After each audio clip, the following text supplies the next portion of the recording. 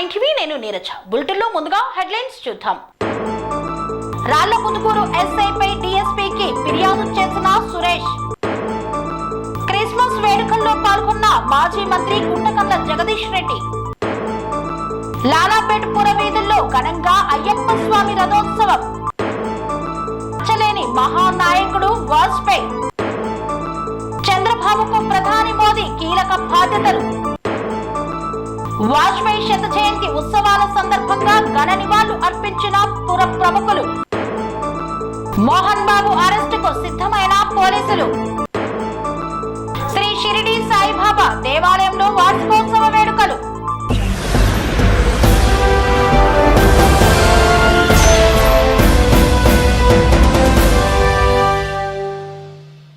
Jawahar Nagar police station పరిధిలో అక్రమ నిర్మాణాలను తొలగిస్తున్న అధికారులపై దాడికి పాల్పడ్డ అక్రమ నిర్మాణదారుడు. జవహర్ నగర్ పోలీస్ స్టేషన్ పరిధిలోని సర్వే నెంబర్ 644/645లో అక్రమ నిర్మాణాలను తొలగించేందుకు విధి నిర్వహణలో ఉన్న రెవెన్యూ ఇన్స్పెక్టర్ సాయి రమేష్ లపై దాడికి పాల్పడ్డ అక్రమ నిర్మాణదారులు. జవహర్ నగర్ పోలీసుల సమక్షంలోనే ఈ ఘటన చోటు చేసుకోవడం విడ్డూరం. అక్రమ నిర్మాణాలను తొలగించేందుకు జీహెచ్ఎంసీ సిబ్బంది, మున్సిపల్ అధికారులు, రెవెన్యూ సిబ్బంది తదితరులు విచ్చేశారు.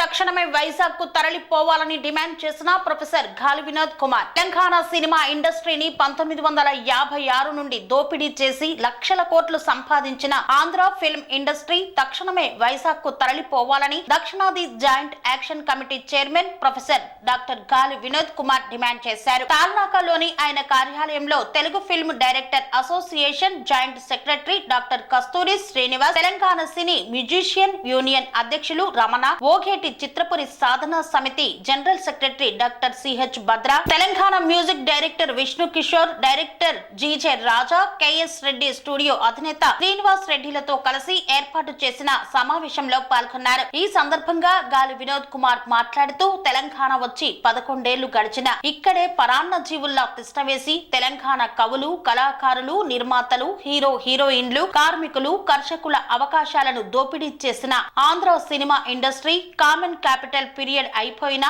ఏపీ సీఎం, డిప్యూటీ సీఎం రమ్మని పిలిచినా ఎందుకు వెళ్లడం లేదని ప్రశ్నించారు. పుష్ప సినిమా ప్రీమియర్ షోలో Andhra hero Allu Arjun over action కారణంగా బలైన రేవతి కుటుంబానికి న్యాయం కోసమే ఓయూ విద్యార్థులు అల్లు అర్జున్ ఇంటిపై దాడి చేశారని, మీరు ఆంధ్ర వెళ్లకపోతే యావత్ తెలంగాణ సమాజం మీపై యుద్ధం ప్రకటిస్తుందని ఆయన హెచ్చరించారు. నా పేరంతా మీకు అందరికీ సుపరిచితమే కదా, నేను చెప్పాల్సిన అవసరం లేదు కదా.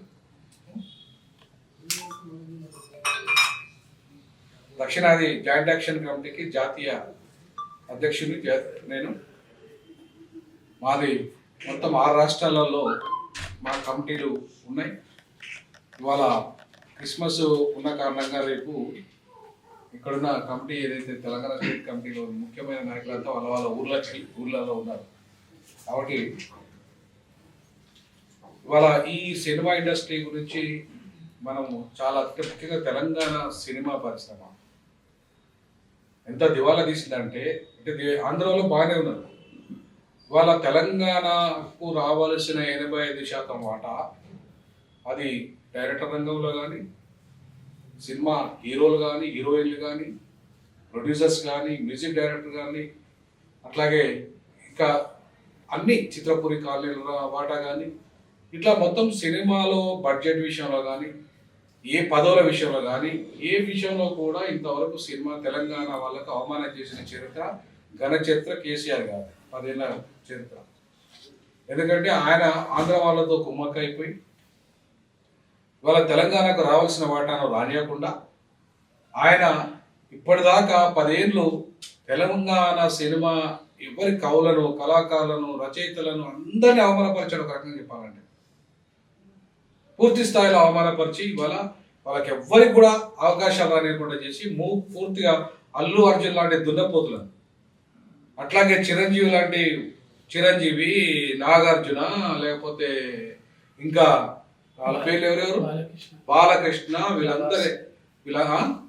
ప్రభాసు, ఇలా వేల కోట్ల రూపాయలు, లక్షల కోట్ల రూపాయలు ఈ తెలంగాణ సంపదను దోచేసిన ఎవరన్నా ద్రోహులు ఉన్నారంటే వీళ్ళే.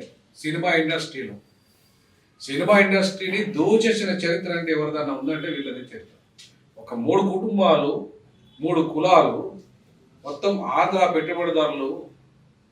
సినిమా పెట్టుబడిదారులు ఎవరైతే ఉన్నారో మొత్తం ఈ థియేటర్లు అన్నింటినీ వాళ్ళ కబ్జాలా పెట్టుకొని, దానికి తోడు నిన్నగాక మన తెలంగాణ ఫిల్మ్ డైరెక్టర్ కూడా ఇప్పుడు మన తెలంగాణ నుండి ఎన్నికైన దాని పేరు దిల్రాజు గారు అనే పేరు. ఇట్లాంటి వాళ్ళతో కుమ్మక్కైపోయి ఇవాళ దోపిడీ, లక్షల కోట్ల రూపాయలు సంపదను దోపిడీ చేశారు. 93% ఉన్న ఈ ప్రజలు టికెట్లు కొని, అక్కడ ప్రజలు అంతే పాపం, అక్కడ కూడా ఆంధ్ర ప్రజలు కూడా అంతే. ఆంధ్ర ప్రజల్లో అక్కడ ఉన్న వాళ్ళు కూడా ఎవరికి కూడా అవకాశాలు రానిలేవారు. పాపం వర్ధమాన నటులకు కానీ, మిగతా వాళ్ళకు కానీ, ఈవెన్ అగ్రకులాల్లో ఉన్న పేదలకు కానీ పాపం ఎవరికి కూడా అవకాశాలు రానియకుండా మంచి ప్రతిభావంతులందరూ తెలంగాణలో ఉన్నారు, ఆంధ్రప్రదేశ్లో కూడా ఉన్నారు. ఈ 3 కుటుంబాలు 3 కులాలకే పరిమితం చేసి ఇలా మొత్తం సంపదనంతా దోపిడీ చేసిన ఈ వీళ్ళకి ఇవాళ తెలంగాణ బిడ్డ పాపం చచ్చిపోతే, అన్యాయంగా ఆమె చచ్చిపోతే అక్కడ చచ్చిపోయిందని పోలీసు వాళ్ళు చెప్పినా కూడా అయినకుండా ఆ సినిమా అట్లనే చూసుకుంటా షో చేసి ఇవాళ ఆ చావుకు కారణమేంటి, ఆ అమ్మాయి చావుకు కారణమేంటి, తర్వాత వాళ్ళ కొడుకు కోమాలో ఉన్నాడు.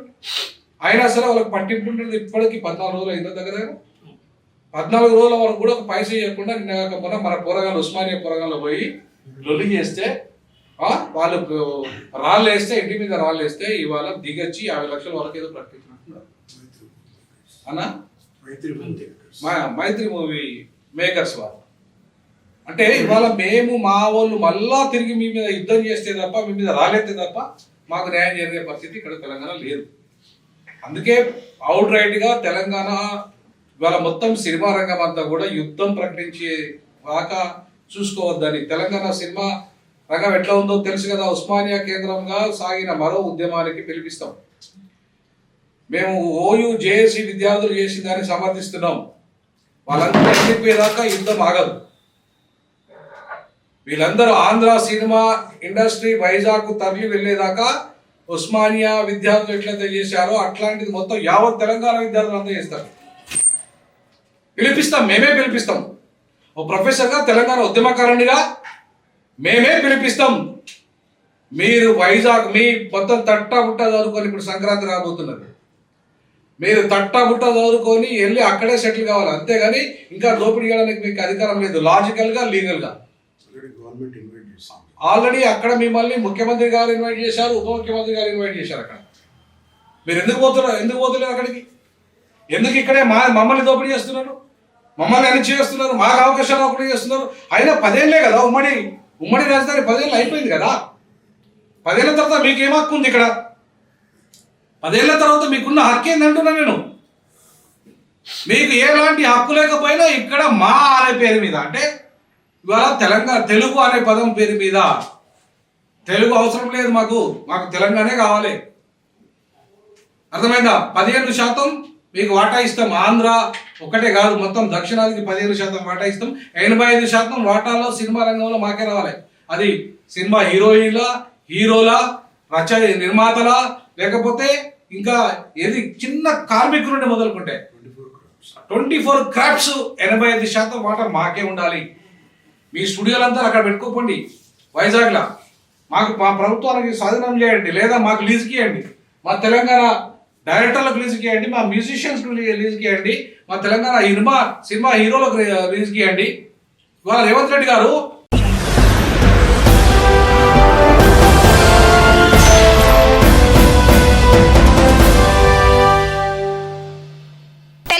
భవన్లో ఘనంగా క్రిస్మస్ వేడుకలను నిర్వహించారు. అనంతరం ప్రత్యేక ప్రార్థనలను చేపట్టారు. తెలంగాణ భవన్లో ఘనంగా క్రిస్మస్ సంబరాలను నిర్వహించారు. ఈ సందర్భంగా ప్రత్యేక ప్రార్థనలు నిర్వహించగా ఎమ్మెల్సీ మధుసూదనాచారితో కలిసి కేక్ కట్ చేసి క్రిస్మస్ శుభాకాంక్షలు తెలియజేశారు. బీఆర్ఎస్ పార్టీ మాజీ రాష్ట్ర కార్యదర్శి, మాజీ కార్పొరేటర్ గొల్లూరి అంజయ్య. ఈ కార్యక్రమంలో తెలంగాణ రాష్ట్ర ఫుడ్ కార్పొరేషన్ మాజీ చైర్మన్ రాజీవ్ సాగర్, బీఆర్ఎస్ నాయకులు తదితరులు పాల్గొన్నారు.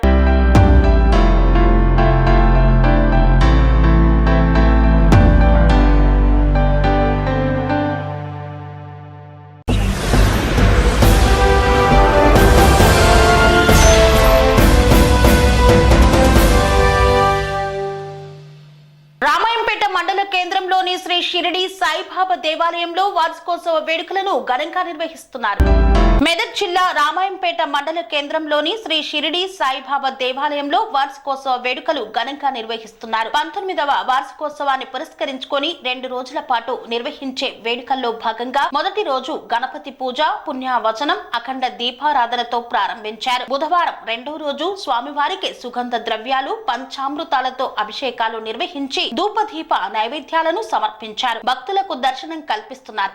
ఆలయ ప్రాంగణంలో హోమ కార్యక్రమం, పూర్ణాహుతి కార్యక్రమాలను నిర్వహిస్తామని ఆలయ పూజారులు తెలిపారు. మధ్యాహ్నం అన్నదాన కార్యక్రమం ఏర్పాటు చేశారు. సాయంత్రం స్వామివారికి పల్లకి సేవ, ఊరేగింపు కార్యక్రమాన్ని నిర్వహిస్తామని ఆలయ పూజారులు తెలిపారు. పెద్ద ఎత్తున భక్తులు ఈ కార్యక్రమంలో పాల్గొని స్వామివారి కృపకు పాత్రులు కావాలని సూచించారు. ఈ కార్యక్రమంలో ఆలయ పూజారి శ్రీధర్ శర్మ, ఆలయ కమిటీ సభ్యులు ఎన్నిశెట్టి అశోక్ గుప్తా, తాటిపల్లి శ్రీనివాస్ గుప్తా, తోట శ్రీధర్ గుప్తా తదితరులు పాల్గొన్నారు.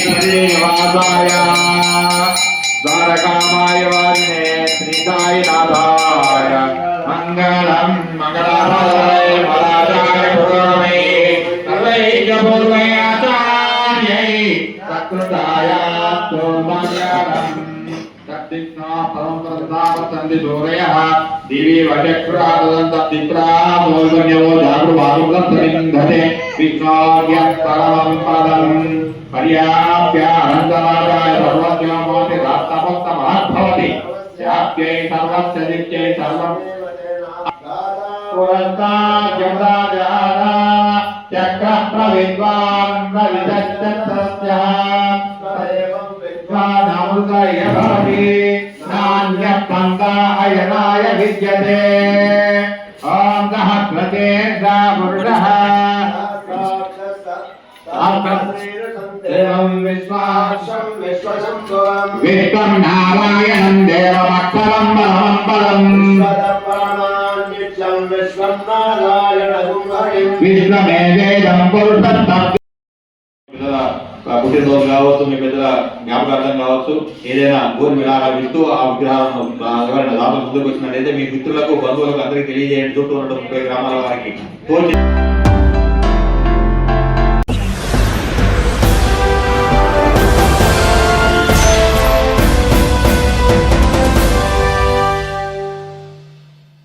వార్తల్లో చిన్న విరామం. కన్స్ట్రక్షన్ రంగాలలో దశాబ్దపు అనుభవంతో కస్టమర్ల మరియు శ్రేయోభిలాషుల మన్ననలను, నమ్మకాన్ని గెలుపొందిన సంస్థ VRR constructions.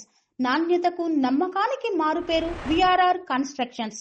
Independent houses, apartments, villas అన్ని రకాల హంగులతో అలరించే అద్భుతమైన వెంచర్స్ తో పాటు అందరికీ అందుబాటు ధరలో సొంత ఇంటి కలను సాకారం చేసే నమ్మకమైన సంస్థ VRR constructions. Please visit VRR Constructions, Varatex Plaza near Radhika Theatre, ECL X Road, Hyderabad. Call to 9100885552, 9100885559. తిరిగి వార్తలకు స్వాగతం. టైం బాగోలేకపోతే అరటిపండు తిన్నా పన్ను విరుగుతుందనే సామెత మోహన్ బాబు విషయంలో నిజమే అనిపిస్తోంది.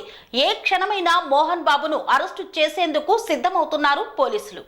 సినీ నటుడు మోహన్ బాబు అరెస్టుకు రంగం సిద్ధమైందా అంటే అవునని అంటున్నాయి న్యాయ వర్గాలు. మీడియా ప్రతినిధిపై దాడి కేసులో పహాడీ షరీఫ్ పోలీసులు మంచు భక్తవత్సలంపై హత్యాయత్నం కేసు నమోదు చేశారు. జల్పెల్లిలోని మోహన్ బాబు ఇంటి వద్ద కొద్ది రోజుల క్రితం హైడ్రామా నడిచింది. ఈ క్రమంలో తన ఇంట్లోకి ప్రవేశించిన మీడియా ప్రతినిధులపై మోహన్ బాబు దాడికి పాల్పడ్డారు. ఈ దాడిలో ఒక విలేకరికి తీవ్ర గాయాలయ్యాయి. దీంతో పోలీసులు మోహన్ బాబుపై కేసు నమోదు చేశారు. తనను అరెస్టు చేయొద్దని మోహన్ బాబు హైకోర్టును ఆశ్రయించిన సంగతి తెలిసిందే. దీంతో కోర్టు ఈ నెల 24 వరకు ముందస్తు చర్యలొద్దని పోలీసులకు తెలిపింది. ఈ కేసులో ముందస్తు బెయిల్ కోసం హైకోర్టు మరో పిటిషన్ దాఖలు చేశారు మోహన్ బాబు.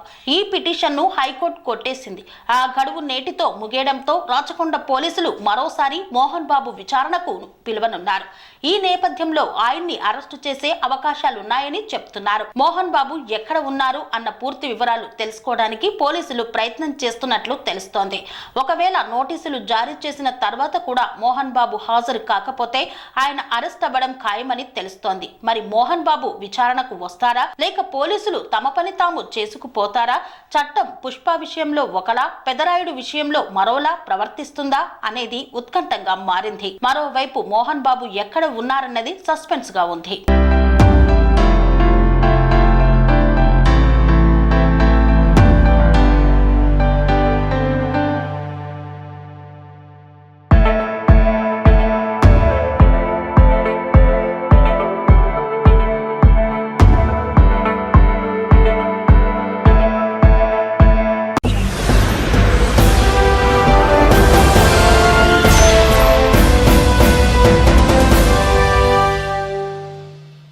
మచ్చలేని మహానాయకుడు భారతరత్న అటల్ బిహారీ వాజ్పేయి శత జయంతి ఉత్సవాల సందర్భంగా పండ్లు పంపిణీ చేసిన నాయకులు. యాదాద్రి భువనగిరి జిల్లా భువనగిరి మండలం బొల్లపల్లి గ్రామంలో ఘనంగా వాజ్పేయి జయంతి వేడుకలను నిర్వహించారు. ప్రభుత్వ ఆసుపత్రి వద్ద ప్రజలకు పండ్లు పంపిణీ చేశారు.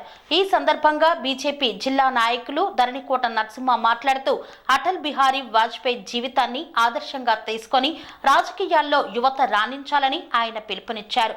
భారతదేశ ప్రధాని నరేంద్ర మోదీ వాజ్పేయి జీవితాన్ని ఆదర్శంగా తీసుకొని పరిపాలన కొనసాగిస్తున్నారని అన్నారు. ఈ కార్యక్రమంలో బీజేపీ జిల్లా నాయకులు కొత్తపల్లి చంద్రశేఖర్, మాజీ వార్డు సభ్యులు నువ్వుల వెంకటేష్, దూసరి సురేష్ తదితరులు పాల్గొన్నారు. ప్రధానమంత్రి వాల్మీకి ఆవాస్ యోజన కింద ఇల్లు లేని నిరుపేదలకు ఇండ్ల నిర్మాణం చేపట్టినటువంటి నాయకుడు మన వాజ్పేయి గారు. మరి గ్రామీణ సడక్ యోజన కింద మన గ్రామం చుట్టుపక్కలనే మన బొల్లేపల్లి నుండి సూరపల్లికి కానీ, బొల్లేపల్లి నుంచి సిరివేనికుంటకు, బొల్లేపల్లి నుంచి టేకుల సోమారానికి వేసినటువంటి రోడ్లు మరి వాజ్పేయి గారు తీసుకొచ్చినటువంటి పథకం కింద చేపట్టినవి. అంటే మన ఊరు పరిధిలోనే 3-4 రోడ్లు వేసుకున్నాం. అంటే దేశవ్యాప్తంగా ఈ పథకం ఏ విధంగా ఉపయోగపడుతుందో మనం అందరం కూడా గుర్తు చేసుకునే అవసరం ఉన్నది. మరి వాజ్పేయి గారు చేపట్టినటువంటి సంక్షేమ పథకాలని, వారు తీసుకొచ్చినటువంటి సంక్షేమ కార్యక్రమాలని ఇవాళ ప్రధానమంత్రిగా ఉన్నటువంటి నరేంద్ర మోడీ గారు వాజ్పేయి గారి అడుగుజాడలో నడుస్తూ నవభారత నిర్మాణం కోసం నడుం బిగించినటువంటి నరేంద్ర మోడీ బాటలో మనం అందరం కూడా నడవాల్సినటువంటి అవసరం ఉన్నది. మనకు మన ఊర్లో ఉన్నటువంటి బ్యాంకు నుండి కూడా ముద్రా యోజన, ప్రధానమంత్రి ముద్రా యోజన కింద మన చుట్టుపక్కల గ్రామాలకు ఇప్పటి వరకు 121 మందికి ముద్రా యోజన కింద 2 లక్షల రూపాయల రుణ సదుపాయం కల్పించినటువంటి మన బ్యాంకు నుండి ఈ విధంగా 121 మందికి ముద్రా యోజన కింద 2 లక్షల రుణ సదుపాయం ఇవ్వడం జరిగింది. అంటే దేశవ్యాప్తంగా ఎన్ని కోట్లు పంపిణీ జరిగినాయో మనం అందరం కూడా గుర్తుంచుకోవాల్సినటువంటి అవసరం ఉన్నది. అంతేకాకుండా మనకు ఇంటిలో గ్యాస్ లేనటువంటి నిరుపేదలకు ఉజ్వల గ్యాస్ పథకం క్రింద మన ఊరిలో 65 గ్యాసులు ఉచితంగా ఇవ్వడం జరిగింది. అంతేకాదు మన గ్రామంలో 136 మందికి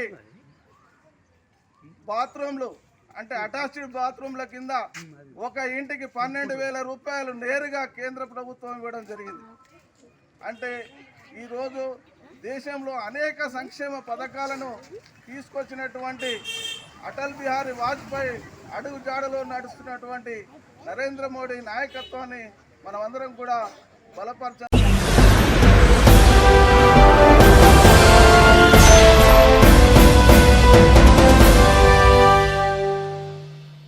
పోలీస్ అధికారులపై ఫిర్యాదు చేస్తే ప్రాణాలు తీస్తారా అంటూ సురేష్ ప్రశ్నించారు. డీఎస్పీ పార్థసారథికి ఫిర్యాదు చేశారు. కుప్పం నియోజకవర్గం శాంతిపురం మండలం అబకలదొడ్డి గ్రామానికి చెందిన సురేష్ పోలీస్ అధికారులపై ఫిర్యాదు చేస్తే ప్రాణాలు తీస్తారా అంటూ ప్రశ్నించారు. రాళ్లపుదుగూరు ఎస్ఐపై బాధితుడు కుప్పం డీఎస్పీ పార్థసారథికి ఫిర్యాదు చేసినట్లు తెలిపారు. ఈ సందర్భంగా అతను మాట్లాడుతూ గత కొద్ది రోజులకు ముందు తాను ద్విచక్ర వాహనంపై గ్యాస్ సిలిండర్ తీసుకొని వెళ్తూ రోడ్డు పక్కన ఆపి ఉండగా అటువైపు వెళ్లిన ఒక సుమో వాహనం తన కాలిపై దూసుకు వెళ్లడం జరిగిందన్నారు. వాహనాన్ని వెంబడించగా వాహనంలో బియ్యం తరలిస్తున్నట్లు గుర్తించామన్నారు. ఈ విషయాన్ని వెంటనే రాళ్లపుదుగూరు ఎస్ఐకి ఫోన్ ద్వారా సమాచారం ఇచ్చామని, అనంతరం పోలీస్ స్టేషన్ కు వెళ్లి విచారించగా ఎస్ఐ నిర్లక్ష్యంగా వ్యవహరిస్తూ ఇది నీకు సంబంధం లేని విషయం, ఇకపై ఆ విషయంపై మాట్లాడకు అంటూ సమాధానం ఇచ్చినట్లు తెలిపారు. ఎస్ఐ వ్యవహారంపై నిరుత్సాహం చెంది సమాచారాన్ని ఎస్పీకి చేరవేస్తూ ఎస్ఐపై ఫిర్యాదు చేయడం జరిగిందన్నారు. ఈ విషయాన్ని దృష్టిలో ఉంచుకొని ఎస్ఐ మంగళవారం నాడు రాళ్లపుదుగూరు పోలీస్ స్టేషన్ ఆవరణలో తనను గమనించి దుర్భాషలాడుతూ తనపై విరుచుకుపడ్డట్లు ఆరోపించారు. పోలీస్ స్టేషన్ ప్రాంగణంలో కనిపిస్తే కాల్చి పారుస్తానంటూ బెదిరించడం జరిగిందన్నారు. ప్రజలకు రక్షణ కల్పించాల్సిన బాధ్యతాయుతమైన పదవిలో ఉండి తప్పును ప్రశ్నిస్తూ ఫిర్యాదు చేసిన తనను చంపుతానని బెదిరించడంపై డీఎస్పీకి ఫిర్యాదు చేయడం జరిగిందన్నారు. అంతేకాక తన ప్రాణానికి రాళ్లపుదుగూరు ఎస్ఐ వల్ల హాని ఉందని తెలిపారు. నా పేరు ఎన్వి సురేష్, అబకలదొడ్డి పంచాయతీ, శాంతిపురం మండలం, గంగాపురం గ్రామం. 3 నెలలకు ముందు నేను 2 వీలర్లో సిలిండర్ పెట్టుకొని రోడ్డు పైన సైడ్లో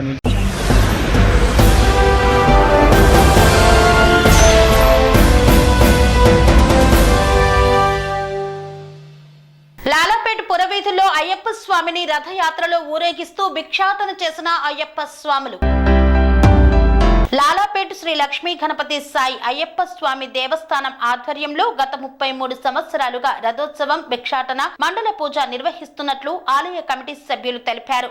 అత్యంత వైభవంగా ఈ నెల 27వ తేదీన 33వ అయ్యప్ప స్వామి మండల పూజకు పెద్ద ఎత్తున అయ్యప్ప స్వాములు, భక్తులు, లాలాపేట వాసులతో పాటు చుట్టుపక్కల కాలనీల భక్తులు పాల్గొని విజయవంతం చేయాలని విజ్ఞప్తి చేశారు. ఈ కార్యక్రమానికి భక్తులు ధన రూపేణ వస్తు రూపేణ ఎప్పటిలాగే సహకరించిన భక్తులు ఈ సంవత్సరం కూడా సహాయ సహకారాలు అందించాలని ఆలయ కమిటీ భక్తులకు విజ్ఞప్తి చేసింది.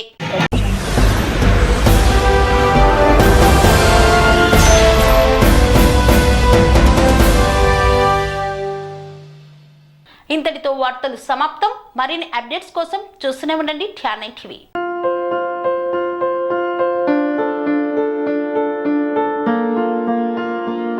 సంస్కృతి, సంప్రదాయం, ప్రేమ, ఆప్యాయత, రాజసం ఉట్టిపడే వేడుకలకు అనువైన ప్రదేశం MLN కన్వెన్షన్ హాల్.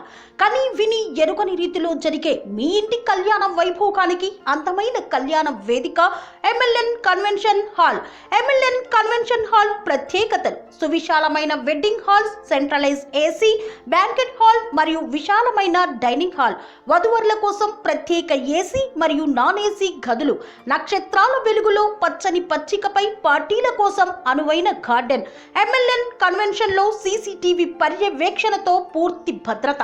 2000 వాహనాలు పార్కు చేసేందుకు సువిశాల పార్కింగ్ సౌకర్యం. మీ ఇంట జరిగే అన్ని శుభకార్యాలకు, పెళ్లి, reception, engagement, birthdays, get together, corporate events, ఏ ఇతర శుభకార్యాలకైనా అందమైన వేదిక MLN కన్వెన్షన్ హాల్. బుకింగ్ కోసం సంప్రదించండి 7550438888 మరియు 7550428888. మా అడ్రస్ చీర్యాల లక్ష్మీ నరసింహస్వామి దేవాలయం ప్రక్కన, near outer ring road, Keesara junction, Cheeryal గ్రామం, మేడ్చల్ జిల్లా.